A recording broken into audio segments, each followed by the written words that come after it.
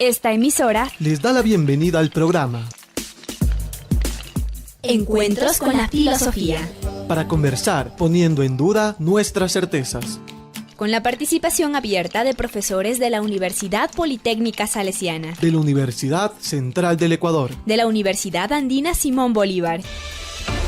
Encuentros con la Filosofía se difunde semanalmente por las emisoras universitarias Infinito Digital, Voz Andina Internacional y Radio Faxo. Abrimos nuestros micrófonos. Bienvenidos y bienvenidas al programa semanal Encuentros con las Filosofías.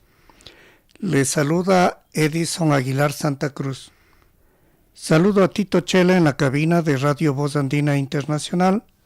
Saludo al invitado de esta semana, Nelson Reascos Vallejo, magíster en Filosofía por la Pontificia Universidad Católica del Ecuador.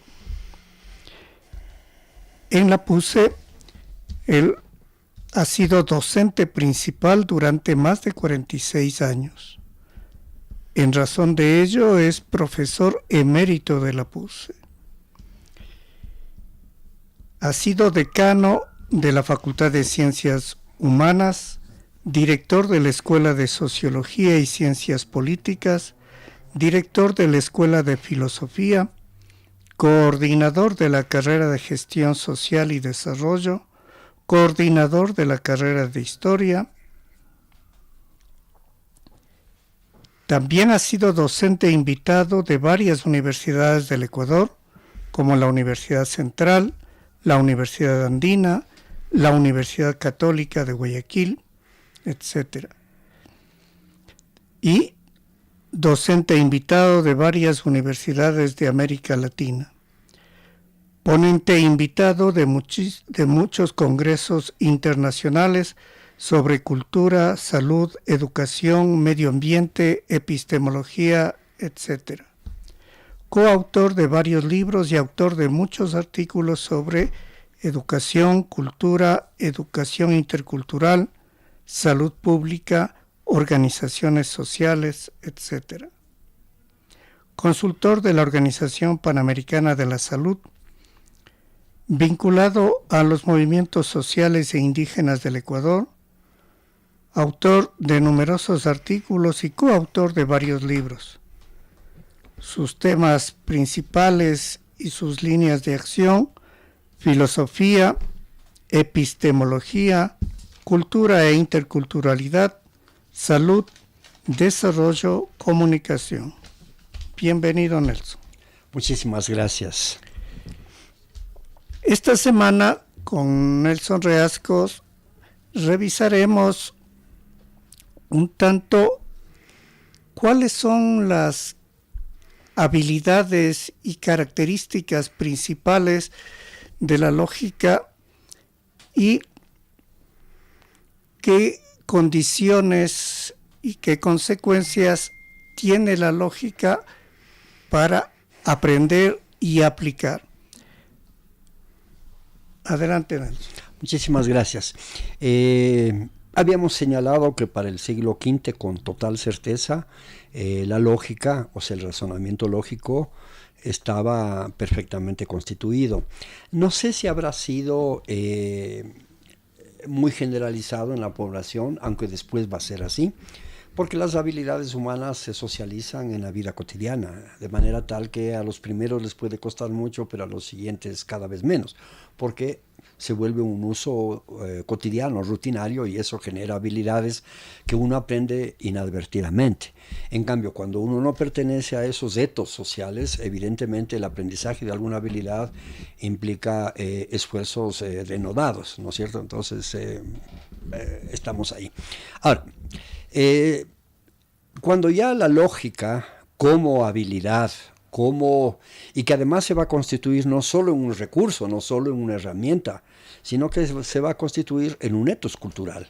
O sea, la racionalidad en Grecia no solo es un instrumento para pensar o para aplicar, sino que es parte de la vida cotidiana, parte de la cultura. Entonces, la racionalidad lógica es una cultura, es un modo de ser, un modo de vivir, un modo de pensar, un modo de creer, un modo de actuar, es decir, ya no es solo un instrumento que yo utilizo para tal cosa, sino que va a constituirse en un ethos cultural, y eso es potentísimo, y ese es, entre otras cosas, el origen de la filosofía, ¿verdad? La filosofía no es una ciencia, sino un saber, pero que tiene como requisito primordial que cualquier planteamiento que se haga sobre cualquier tema, no hay ningún tema que le esté vedado a la filosofía, ni la nada, por decir algo, ¿verdad? Ni la muerte, pero cualquier reflexión sobre esto tiene que tener una estructura lógico-deductiva que se ve en la calidad de la argumentación, independientemente de su verdad o de su aceptación, ¿verdad? Entonces la filosofía. Ahora, entonces para el siglo V antes de Cristo en Grecia estaba consolidado el razonamiento lógico y empieza a convertirse ya no solo en herramienta, en recurso, sino en un ethos cultural. Y eso va a dar lugar, por ejemplo, a un ambiente, ¿verdad? A un ecosistema cultural de invalorables efectos y que va a dar lugar, por ejemplo, al teatro. Entonces, en toda la Grecia no había aldea, no sé si la palabra es pertinente, no habría poblado que no tenga un teatro. Generalmente al aire libre, y el teatro es una técnica básicamente de fingimiento. Y el fingimiento implica diferenciar entre la actuación y la realidad. Entonces, yo, sujeto común y corriente, en la obra de teatro finjo ser tal personaje, sin serlo. Entonces eso ya demanda habilidades para abandonar el yo y tomar, al menos actoralmente, como actante, un rol o unas funciones que yo no las tengo.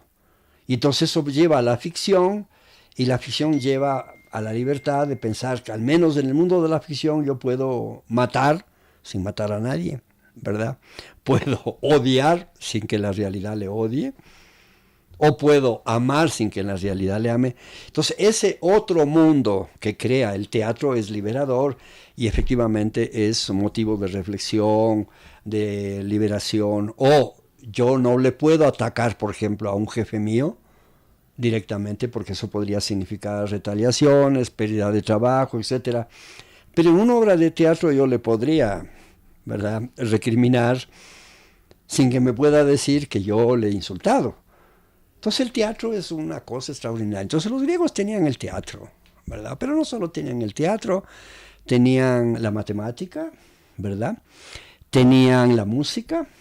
De hecho, hay que decir que la primera notación o escritura musical la hicieron los griegos. Hoy tenemos la clave, perdón, el pentagrama con diferentes claves de sol, etcétera, y según donde va ubicado, ¿verdad?, el punto o el cuadradito significa un sonido diferente. Pero los griegos con letras ya tenían eso. Entonces, no recuerdo mal, ¿verdad?, omega era lo que hoy sería sol, ¿verdad? La Z, o sea, sigma me parece que era el do, pero podría estar equivocado. Pero de todas formas, ellos ya tenían una notación para la música, muy imprecisa. Porque uno no se le pone, por ejemplo, supongamos que sol. ¿Cuánto dura? Es una redonda de 4 tiempos, un tiempo, es una... O sea, muy impreciso. De todas formas, hoy tenemos un jarrón, ¿verdad? En el epitafio de Seikilos se encontró un jarro, ¿verdad?, con una canción que le dedica el esposo a su esposa muerta, con una canción, y ahí está la notación musical. Entonces, la canción más antigua se llama el epitafio de Seikilos, o Sísilo sería traducido al idioma más moderno, y hay una canción con notación musical. Entonces los griegos tenían no solo música, que tienen todos los pueblos, sino notación musical. O sea, por supuesto tenían las Olimpiadas, que era un lugar de competencias de deportes y de juegos, que no es lo mismo. Porque no es lo mismo un deporte que un juego. El deporte es generalmente un esfuerzo físico doloroso, difícilmente divertido, como la maratón, para dar el mejor ejemplo. Correr 42 kilómetros no debe ser divertido, ¿verdad? Debe ser muy sufrido. o lanzar la bala, o lanzar la jabalina, o el boxeo, o la lucha libre en varias modalidades, o saltar, o sea, implica cierta agonía, cierto sufrimiento, incluso físico, incluso mental. Entonces, esos son los deportes.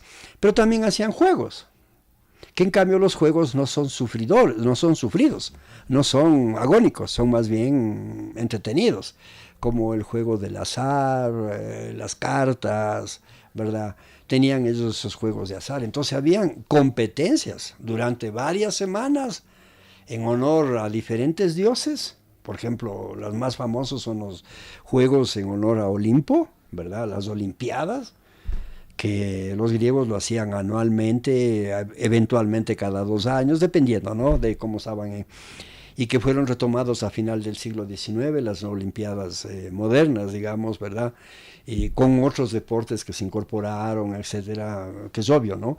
Pero los griegos tenían las Olimpiadas, que se hacían en la ciudad de Olimpia. Habían otros juegos que se llamaban los Juegos Íxicos en honor de otros dioses, ¿verdad? Entonces, según podían cambiar, entonces tenían las Olimpiadas. Pero tenían además, porque esto es importante señalarlo, todo un desarrollo de la arquitectura, ¿verdad? Tenían poesía. Cultivaban la oratoria, pero la oratoria no solamente como un arte del buen decir, sino del qué decir, o sea, del peso argumentativo. Tenían evidentemente filosofía, que era como lo más sobresaliente del desarrollo de esta cultura, era eso. Pero además siempre es bueno decir, parecería que entonces era la filosofía, la metafísica, la ontología, la matemática, la geometría, el teatro, la música, que es mucha cultura. Pero también tenían habilidades, llamémosle, más técnicas, más de ingeniería. Por ejemplo, perfeccionaron las ruedas dentadas para mover aparatos. Tenían, por ejemplo, aparatos que permitían magnificar la fuerza humana, como el pedal, la palanca, la polea.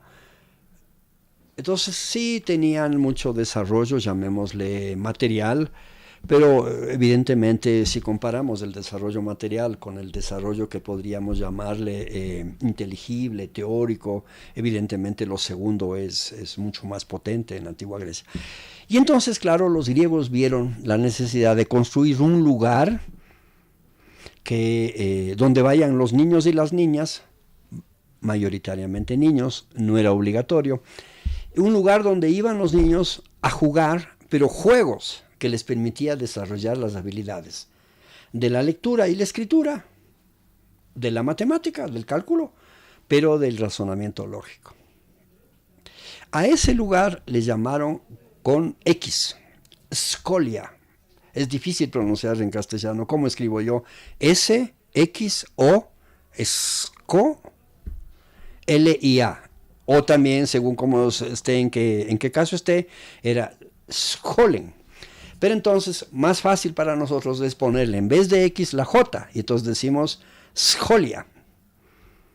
Ya. Los romanos no sabían cómo pronunciar ni la X ni la J, y entonces le pusieron la Ch, que suena como Q, entonces le ponían, se escribe Scholia, pero la Ch suena Q, como chemical, y se escribe chemical, pero suena chemical.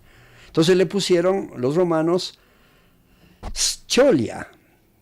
Después cae la I y queda Schola, pero con Q sería Schola. Entonces los griegos inventaron la Scholia, que traducido al latín es Schola y al castellano es escuela.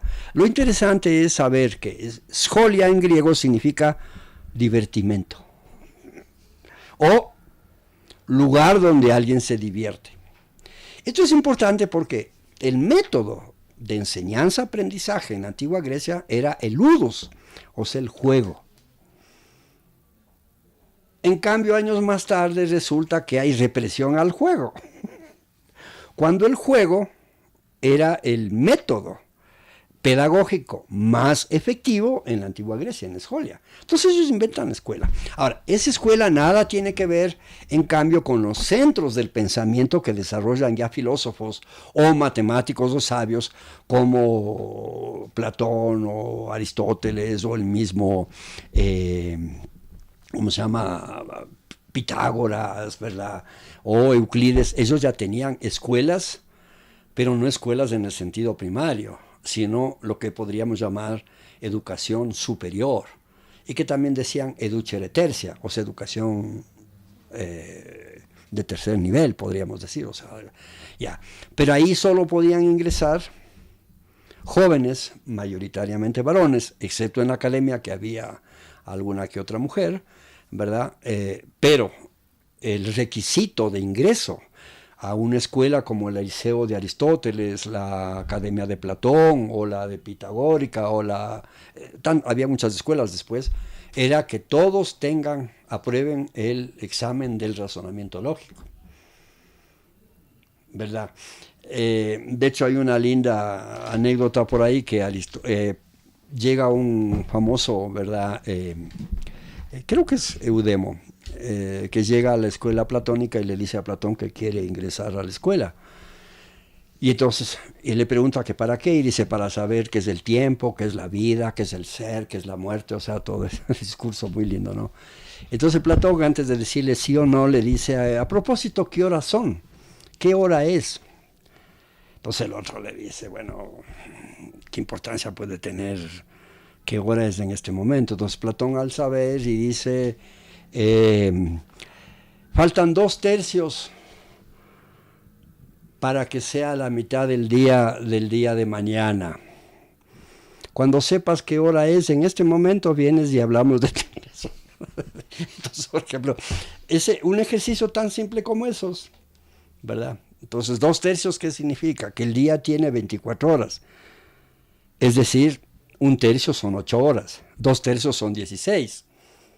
Entonces, si faltan 16 horas entonces hay que empezar a hacer un cálculo deductivo, matemático, que implica el razonamiento lógico. De hecho, ingresó a la escuela, ¿no es cierto? Pero era un requisito de ingreso a estas escuelas, era el razonamiento lógico. Hay relatado por varios historiadores de la filosofía, que generalmente eran varones ya un poco grandes en edad, grandes en esa época no era de 20 años, sino más de 20 años, que ingresaban a estas escuelas de Platón, de Aristóteles, y que además tenían orientaciones, podríamos llamarles con los términos actuales, doctrinales o ideológicos diferentes, y según eso preferían ir a una u otra. Pero hay una excepción. Aristóteles, de lo que sabemos, entra a la escuela, es admitido a los 15 años. Entonces, claro, como siempre, uno puede pensar mal y decir que hubo palancas. No hay que olvidar que el papá de Aristóteles, Aristipo, era asesor de Filipo, el rey de Grecia, que había sido rey de Macedonia, ¿verdad? Entonces Aristóteles se crió en el palacio, entonces evidentemente tenía mucha influencia, ¿verdad? Pero después se notó que al margen de eso era el más listo de todos los que estaban en la escuela. Entonces todos los compañeros de Aristóteles disfrutaban razonando y hablando con Aristóteles, porque Aristóteles, al margen del contenido, era extraordinariamente lúcido en el ejercicio del razonamiento lógico. Tanto así que Aristóteles, el primero en escribir un texto, un manual de qué es el razonamiento lógico, cuáles son las técnicas, qué elementos tiene y cuáles son los razonamientos correctos. Entonces él ya hizo un manual de cómo razonar correctamente y cuándo, y un manual ahí mismo de cuáles razonamientos son equivocados desde el punto de vista lógico, que no son correctos. Entonces, la escuela es importante, ¿no? Pero no solo la escuela que podríamos llamar educere prima, es educación primaria, sino lo que podríamos llamar educación superior y que ya tuvo nombres concretos, ¿no? Platón sufrió vejámenes en la vida pública por su forma de pensar política, porque era muy disruptivo para su época. hablaba mal de la propiedad privada, ¿verdad? Hablaba a favor de la equidad de género. 4 siglos. Si hoy en día eso puede causar malestar, en el siglo IV antes de Cristo no me cabe la menor duda que era muy rechazado ese pensamiento de modo general. Entonces recibía vejámenes en la vida cotidiana. Y entonces un amigo llamado Academos le regaló una finca con unas construcciones, y entonces Platón, para evitar los insultos en la calle, etcétera, enclaustró el conocimiento y en agradecimiento a su amigo Academos le puso la academia. Una cosa similar sucede con Aristóteles. Otro amigo le regala una finca llamado Liceo, su amigo, y por eso le pone el Liceo, ¿verdad? Pero Platón y Aristóteles, al crear estos dos centros potentísimos de desarrollo de la filosofía y de las ciencias de la época, no solo eran 2 centros, sino que además había una enorme rivalidad entre los dos, no solo por la potencia de sus maestros, digamos, Platón y Aristóteles, en ese orden de antigüedad, sino que además tenían diferencias abismales, sobre todo en pensamiento político. Aristóteles era defensor de un Estado central poderoso, ¿verdad? Con capacidad de represión, ¿verdad? Era partidario de que el trabajo forzado tiene que hacer los esclavos. En cambio Platón en cambio sostenía la equidad total, hablaba de la eliminación de la esclavitud. Entonces, desde el punto de vista político y social eran pensamientos muy disímiles, muy antagónicos, y eso generaba mucha confrontación, ¿verdad? Que lo que podríamos llamar, salvando las distancias, aunque de una manera absolutamente imprecisa, un pensamiento más conservador desde el punto de vista político-social, que era el de Aristóteles, y un pensamiento mucho más, como sería, a favor de derechos. No había eso en esa época, pero un poco más pensando en lo social, en la equidad, en el desarrollo humano social, el de Platón. Y eso generaba, no se trata de satanizar ni lo uno ni lo otro, pero no hay que olvidar que Aristóteles fue hijo de hijo de Aristipo, asesor de Filipo, y convivió en el palacio durante mucho tiempo. Y de hecho, cuando se molestó con Platón por algún tema que estaba en la academia, porque Aristóteles estuvo en la academia, un poco para curar su malestar se fue a vivir en Alejandría, y estando en Alejandría recibió el pedido de Alejandro Magno, que había sido compañero de juegos de la infancia en el palacio. Recibió la invitación para ser su asesor, y después fue asesor de Alejandro Magno. Entonces, esto lo digo con la intención de que se entienda fácilmente que su pensamiento es palaciego. Y un pensamiento palaciego evidentemente no va a ser disruptivo en contra del poder. Y entonces Aristóteles más bien es funcional al poder, sin que, con lo que yo digo, pretenda echar ninguna, sombra en el pensamiento político de Aristóteles. De hecho, ha sido el pensamiento político más vigente hasta hoy. Pero evidentemente es un pensamiento del poder. En cambio, Platón está más bien en una postura antipoder, y lo que busca es la construcción de una sociedad alrededor de una república. Y el concepto de república, que es tan potente, que es lejísimos de la realidad. Nosotros decimos en Ecuador que somos una república, pero estamos... Un Estado, sí, débil, pero Estado. Un país también, ¿verdad? Una nación ya no, pero lejísimo, y de república menos. Porque en la república es el público, la sociedad, la que toma las decisiones principales. Y a nosotros solo nos consultan por quién votamos, pero nunca decidimos, así que de república estamos lejos. Entonces los modelos políticos ofrecidos por Platón y Aristóteles eran distintos. Entonces, evidentemente eso generaba confrontación entre platónicos y aristotélicos, debate que se ha mantenido durante muchos siglos, porque de hecho la Academia de Platón y el Liceo de Aristóteles perduraron varios siglos. Y yo diría que, salvando los contenidos y salvando las formas que cambian, todo el debate de Platón y Aristóteles, que podríamos llamarle entre derecha e izquierda, o entre derecha e izquierda, ha pervivido en la cultura occidental hasta hoy. Y ese pensamiento confrontativo entre el pensamiento de Platón y Aristóteles se puede ver en todas las instituciones occidentales, incluida la Iglesia. La Iglesia, por ejemplo, la Iglesia católica, ¿no? Durante los primeros siglos fue absolutamente platónica, porque era perseguida por el poder, entonces no podía ser cercana al poder, pues, era perseguida. Entonces, evidentemente, ahí está más cerca de Platón, que la verdad nos hará libres, el amor nos hará libres, ¿verdad?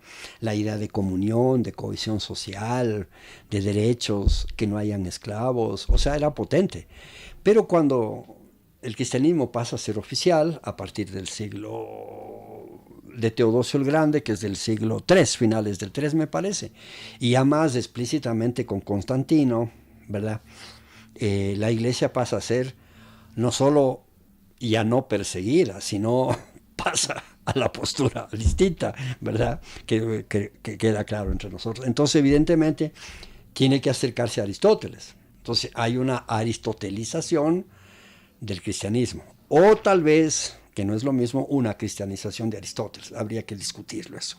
Creo que ambas cosas podrían ser correctas, pero siempre sería bueno que lo que sucede es una aristotelización del cristianismo, en mi opinión, prioritariamente, ¿verdad?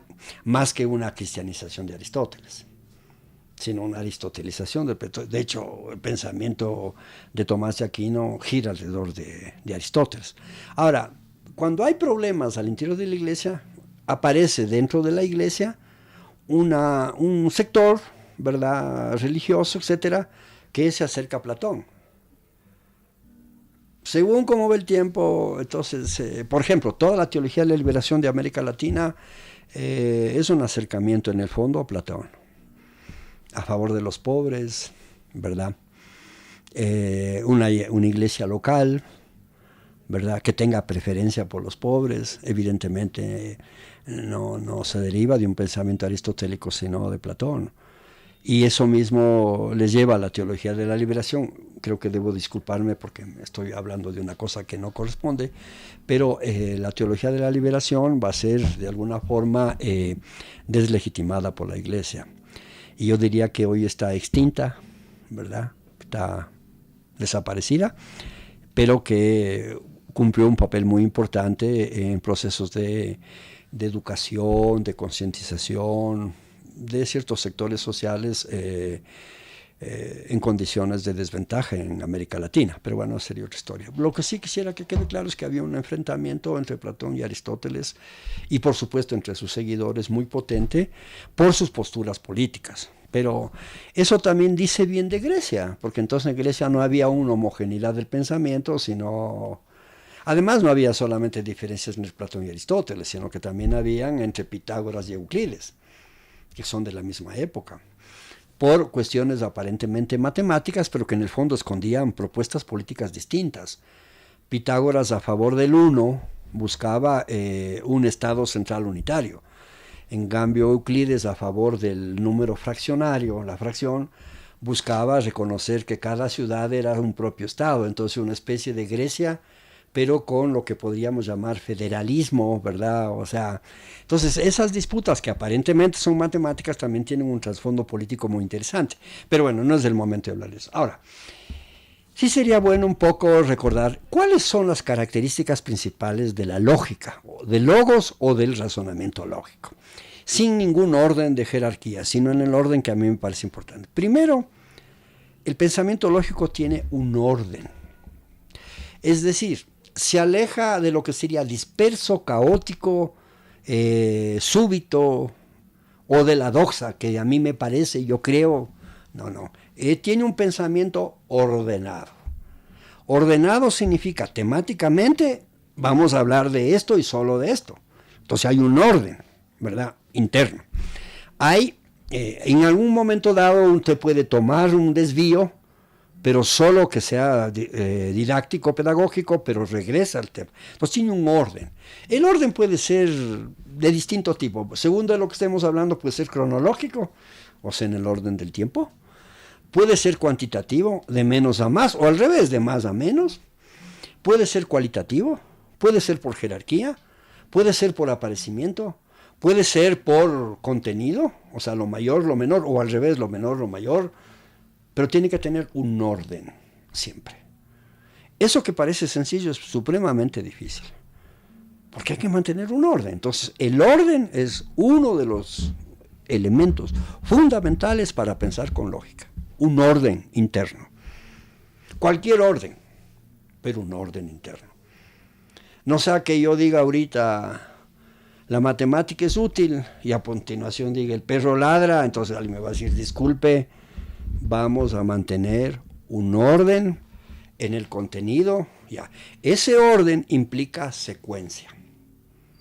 Esa secuencia puede ser no lineal, puede ser geométrica, puede ser, pero tiene que tener una secuencia. Entonces el orden implica secuencia, necesariamente. Entonces no podemos hablar así con improntos, ¿verdad? Como tenemos algunos políticos así, lo que se les ocurre ese rato. No, con un orden. Esto es importante porque esa es la educación. Un docente no puede empezar, porque tiene que tener un orden de desarrollo temático, de desarrollo cronológico, según lo que estemos hablando, pero tiene que tener un orden y una secuencia. Puede haber secuencia sucesiva, puede haber secuencia inversa, pero una secuencia, ¿verdad?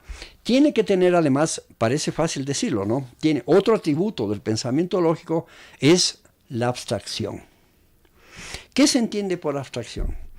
Pensar contenidos sin que sean contenidos materiales. Entonces, en vez de hablar de cosas, puedo reemplazar con símbolos que reemplazan cosas. Y si logro construir un razonamiento lógico, seguro, deductivo, con fórmulas sin contenido, ese razonamiento es útil para cualquier contenido. Entonces, eso parece dice rápido la abstracción. Pero pensar sin contenidos o reemplazando los contenidos con símbolos no es fácil. Entonces vamos a poner que digo, si llueve la tierra se moja. Muy bien. Entonces ahora en vez de poner llueve voy a poner P. Y en vez de se moja la tierra voy a poner Q. Entonces en vez de decir si llueve la tierra se moja voy a decir si P entonces Q. Ya. Si a continuación digo P, o sea, llueve. Si yo puse como condición de que si llueve, la tierra se moja, y ahora digo, está lloviendo, o sea, P, por lógica deductiva tengo que concluir Q, o sea, la tierra se está mojando. Entonces ahí hay un orden, hay una secuencia y hay una abstracción. Ya, entonces eso vale no solo para cuando llueve, sino para lo que sea. Pero en cambio, note lo difícil que es pensar con lógica. Entonces ahí yo podría poner, si llueve, entonces la tierra se moja. En abstracción sería, con un lenguaje abstracto sería si P, entonces Q. Pueden haber otras formas de abstraer, pero bueno, si P, entonces Q. Si P, entonces sucede Q, necesariamente. Pero ¿qué tal que yo diga, si llueve, entonces la tierra se moja? O sea, si P, entonces Q. Y ahora yo digo, la tierra está mojada. O sea, en fórmula sería Q. ¿Qué podemos concluir? Todo el mundo dice, llueve. No, señor. No. ¿Por qué? Porque la condición era que cuando llueve la tierra se moja. Pero nunca hemos dicho que cuando está mojada la tierra es que ha llovido. Porque la tierra puede estar mojada por otras circunstancias. Entonces decir, si llueve la tierra se moja, como está mojada la tierra significa que ha llovido, es una falacia. Eso es incorrecto desde el punto de vista lógico. Entonces, no es fácil pensar con lógica, ¿verdad? Bien. Dado el tiempo, entiendo que continuaremos esta conversación. Concluimos este encuentro semanal con las filosofías, con nuestro agradecimiento a ustedes, Radio Escuchas, a Tito Chela en la cabina de Radio Voz Andina Internacional y especialmente a nuestro invitado de esta semana, Nelson Reascos. Recuerde, recibimos sus comentarios y sugerencias al correo electrónico encuentroconlasfilosofías @gmail.com. Hasta el próximo encuentro con las filosofías. Agradecemos su sintonía a Encuentros con la filosofía. el programa que impulsa el filosofar como acción compartida desde las radios universitarias. Les invitamos a compartir las próximas emisiones de Encuentros con la filosofía por esta emisora.